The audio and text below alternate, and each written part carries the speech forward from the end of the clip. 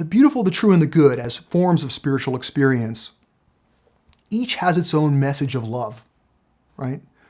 So the message of love that we receive from beauty is feel loved, right? Beauty lets us in on the delight and the pleasure and the exquisite feelings and experiences that are available to every human, right?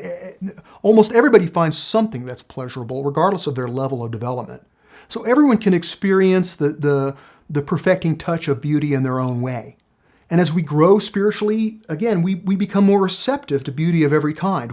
Our hearts open to receive this message of feeling loved, right? Beauty gives us little tastes of perfection along the way, little rewards in the temporal to know that the universe is a beautiful place and that beauty is how we can connect to spirit no matter where we are.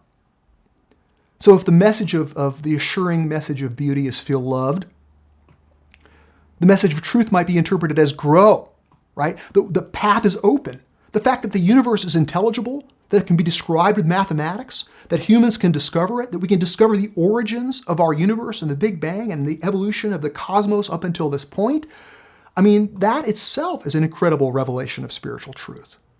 So the idea that it's by and through coming to know what's real in increasing measure and becoming more real in ourselves, we're growing in truth. And truth kind of is that message from Spirit that says, grow, strive, become larger. The way is open. The path is before you. The ascent and the adventure of being universe citizens is our, the greatest gift we can imagine. So if the message of assurance from beauty is feel loved, the message of assurance from goodness is grow. I think the spiritual message of truth, truth is grow, beauty is feel loved.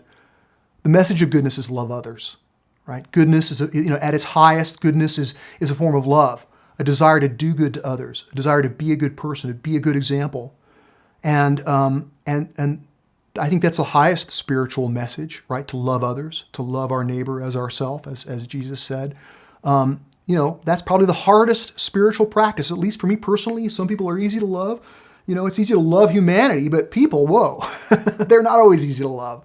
But this practice of knowing that the goodness that we feel in our hearts and the love that we know that we have when we're at our best, that is it's a direct spiritual teaching and a practice by which, we can continue to grow spiritually in our lives.